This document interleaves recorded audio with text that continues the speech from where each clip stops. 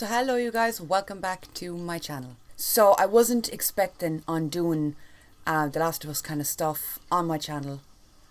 But it fits the theme, it's fun, it's new, it's a new apocalypse show.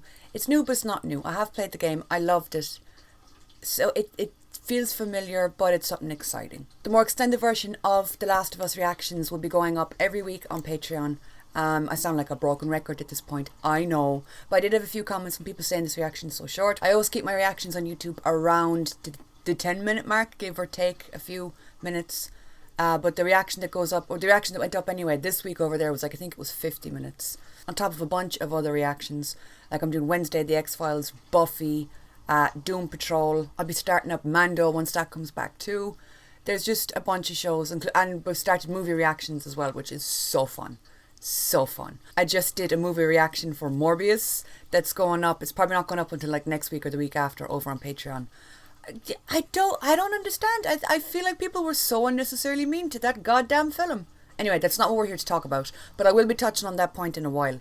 So yeah, the Last of Us reactions will be going up. I'm hoping every Monday or Tuesday on my channel, and the extended version will be going up probably on the same day on Patreon. So let's just talk. Okay, first of all, because I've been seeing so much of this online. So much. I don't understand why people feel the need not only to compare, but to shit talk other shows when this new shiny, exciting thing comes out. I see it all the time with music, with songs, with musicians, with bands, with remakes of movies, and particularly with shows. If a show of a certain genre comes out and it's, let's just say, an apocalypse show, people feel the need to shit on every other apocalypse show that has come before, and it's like, that is just big old weirdo behaviour. I don't get it. Now, the first episode of The Last of Us, I thought it was, I really do think it was probably the perfect introduction to the show. It had everything, and again, we'll touch on that in a minute. But I mean, the amount of people online that feel the need to drag down other shows, and you all know what I'm getting at. Let's not even try to be coy about this. This channel is a Walking Dead channel, always has been, always will be. I started with reactions for The Walking Dead. I did all the spin-offs. I'm going to be doing reactions to all the spin-offs in the future. It's my biggest love. It's my favourite show. I love it. The Walking Dead as a show paved the way for so many other similar shows. And it was iconic, and it always will be. But I've been seeing people shitting on it in order to praise The Last of Us, and I'm like, guys, we don't really need to do that. They can both exist in their own beautiful little ways. Anywho, so getting into The Last of Us, oh my god. Talk about an absolute kick you in the face introduction to a show and a universe. I loved that they extended the original intro. I loved that we got to spend more time getting to know Joel pre-apocalypse, getting to see what happened to scar him and make him the way that he is. It's gonna make everything else moving forward so much more impactful. You know, the intro to that game was always probably one of my favourite aspects of the actual game itself, and I do love that they took that and they expanded upon it. They made us care about Sarah. The game did too, don't get me wrong, but spending just that little bit of extra time with her really helped. That was absolutely heart-wrenching. And then having the mirroring of scenes between him and his kid be the same in the shows they were in the games. Yes! But staying on topic with the intro, that whole introduction where we had the scientists talking, I think it was back in the 60s. Oh! I absolutely loved that. I loved just that 5 or 10 minutes of the intro where they talk about scary shit, okay? I come to apocalypse shows to be taken away from scary shit, to be distracted from life. And then you're throwing sense and logic at me. I'm like, hey now? Too sensitive for that? I love that we got those early on little hints. Like you see it with the kid's hand that was shaking inside the classroom. You had someone coughing in the background. You had little hints here and there. And I like that we're not entirely sure. I think in the game, it's been literally, I'd say 9 years since I played the game. But I think in the game, doesn't it come from like crops or something? And I like that in this, we're kept more in the dark about it because you don't really know. You know, like they do say when they're in the car and they're trying to get away, that they think that it started in the city. And then it becomes a case of, well, Sarah was in the city getting the watch fixed, so is she contaminated? they mentioned about the neighbour, that the neighbour had been going in and out to the hospital. It was in the city, so maybe that's how she got contaminated. That whole scene, by the way, in the house with the neighbours, ooh, proper fucking freaky. At least we didn't see the dog die. I think Mercy was the dog's name. The dog just took off running. The dog said, nope, I'm out of here. See ya. Good. My favourite shot probably from the entire intro, it either goes to, oh god damn, I have 3, I'm terrible at picking favourites. It either goes to the intro of the scientists, the last scene between Sarah and Joel where he's holding her body, or the scene with the grandmother doing God knows what in the background. Oh my god, when Sarah's looking through the DVDs on the bookcase, and you just see her twitching and doing her thing in the background. She never comes into focus. I loved that. I kept waiting for her to come into focus, to see her do something, but she stayed out of focus, kind of blurry in the background, and that just made it so much more scary. When we actually do see her, and she's got, I think they're called tendrils, coming out of her mouth, and then she starts going a little bit possessed, running up the walls, running after her, and a simple flight of stairs takes her out just before Joel kills her. Loved it. I always say it. I think The Walking Dead is kind of, it's lowered me into a false sense of security, but it's also made me feel very paranoid and safe. I don't trust no one. When it comes to like apocalypse shows, apocalypse worlds, I'm like, I don't trust anybody. Unless you live in the house with me, your family, and I know you, I don't trust a goddamn single motherfucker. So The Walking Dead did teach me that. But at the same time, you know, with the walkers that we've seen in The Walking Dead, I mean, it's an iconic show. It has such a huge history behind it. They only recently started introducing variants towards the end of the show. But before that, it was always just walkers. These slow-moving, slow-breathing guys that you could outwalk at a brisk pace if there was 1 or 2 of them, you know. So these runners, these guys that just take off sprinting, I hate it. I hate anything that moves too fast. I'm like, it's a show, it's fake, but it just wakes up my fight or flight. And I'd be sweating watching the show on a TV. I'm like, I know it's fake, but I want to run away. I mentioned it briefly as well about the moral dilemma in the opening shots where you have them drive past the family on the road. And I think it's the same, from what I remember, it's the same in the game. You're faced very early on with these, like, do you stop and help? Do you go out of your way to be a good person, or do you do what you got to do to save your family? I love it when shows or movies make you think, because like when you're watching a show and you just like yell out like, yeah, keep driving. In the spur of the moment, you don't really realise what you're saying, but then looking back on it, it's like, dude, that was kind of harsh. Would I really do that? I love it when shows make you sit and think about, am I really that fucked up? Yeah, but I don't like thinking about it. Moving on a little bit then from the intro, I love, I think it was Boston we skipped to. You see the kid goes in, gets tested, that little red thing flashes up on the, I think it was like, was it a temperature thing or like a thing they put into the neck? I don't know what that was. But you see that it shows up red, so the kid's infected. And then you see the lady who's speaking to him just stay completely calm and just kind of say, hey, you know, how about we get you some nice food, we get you some toys, you're going to be great.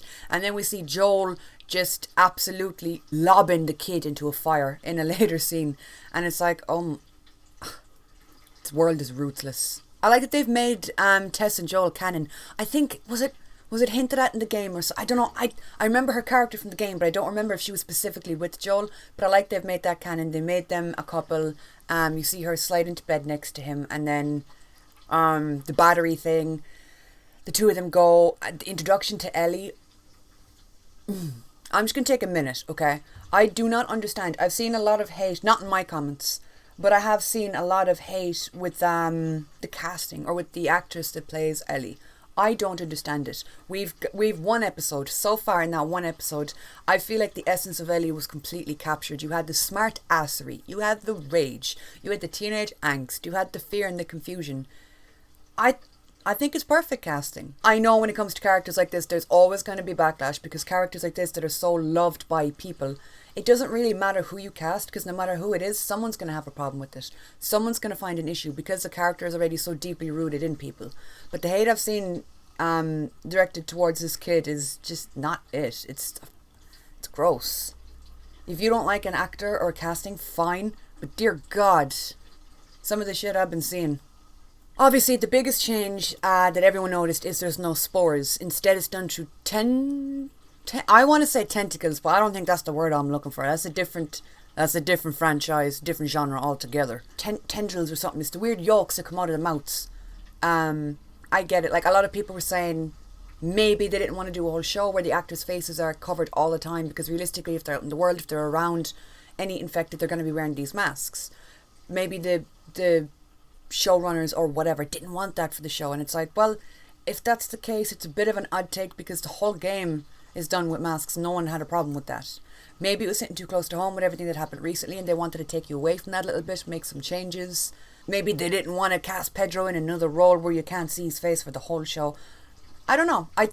I was a bit skeptical about it at first, but moving forward, I mean, if they're just going with a different way that you can be infected in a different mode of that, then fine.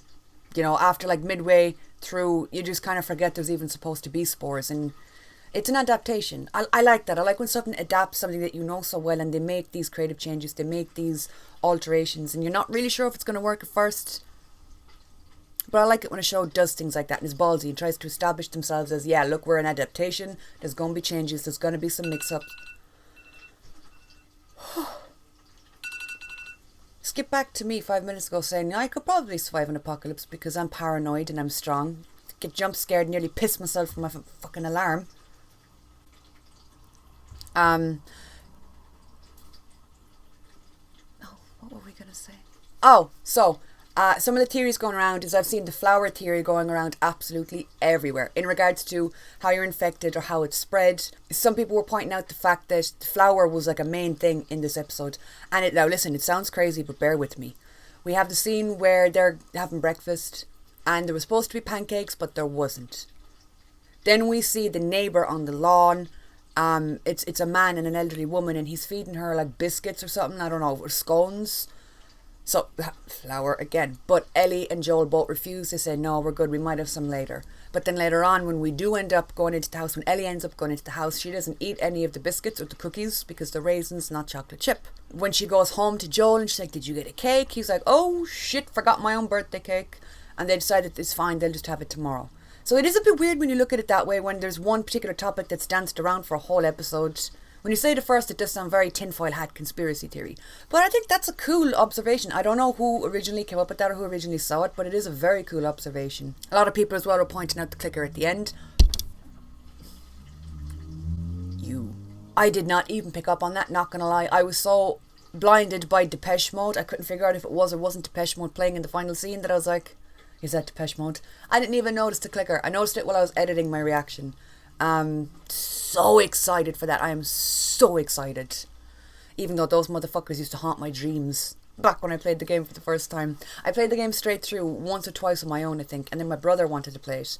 But at the time he was too young. So we made the compromise that I will play it through, you can sit and watch me. And I just remember the two of us being jump scared beyond belief, sweaty hands, screaming in the sitting room at the TV. It's still very early on. There's only one episode out of the whole show. We've only seen one.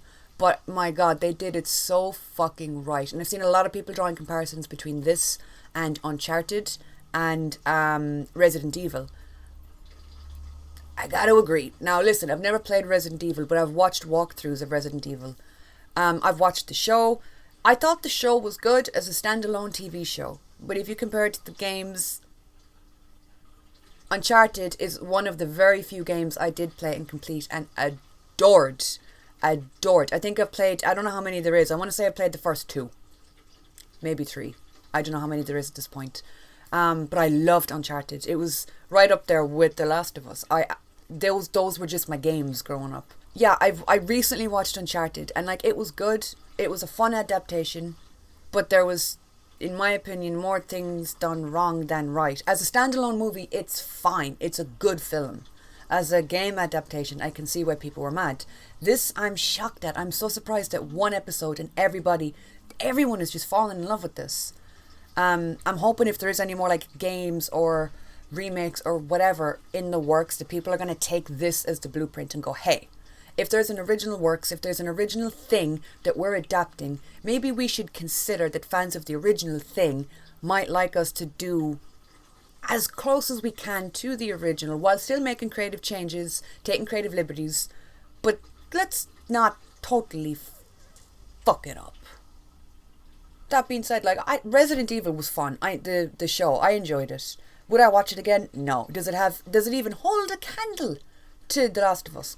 God, no. But it was fun for what it was. This, though, I haven't been this excited about a show in a long time. I've said it in a few videos now. I think if you haven't seen Interview with the Vampire on AMC, you're missing the fuck out. That is probably my favourite show that I've watched for the first time since I watched The Walking Dead for the first time. I haven't been that captivated by a show probably since I first discovered The Walking Dead. So I am obsessed. I am obsessed with it. But I think this could be right up there with it. The Last of Us, man, I don't know. It's banging. The casting, the music choice, the set, the CG. I really, not that I'm an expert because I'm not, but I can't fault it in anything. And I have a terrible attention span. We all know.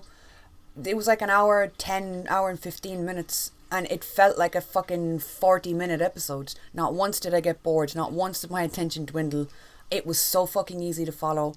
There were certain things that like woke up parts of my brain that was like, you remember this. But at the same time, it wasn't done in such a way that if you haven't played the game, you're lost. I love it. I love it. I love it. And listen, like I said before, ending with Pedro Pascal, I'm like, oh my God, I'm there. I'm there. You have me. I recently started Game of Thrones again for Jacob Anderson. I told you, Interview with the Vampire has taken over my life. So then I was like, oh my God, Grey Worm, I need to rewatch Game of Thrones. And then I remembered recently, Pedro's in it. Oberyn. Fucking Oberyn. So I'm living my best life with that. But I'm excited to be part of the hype. You know what I mean? Like, there's been a few shows I've started recently that I have not liked. There's been a few shows and movies as well that I've seen that have been hyped up a lot by media, by social media online, by people, by actual like reviewers that I've watched and been like, did we watch the same thing?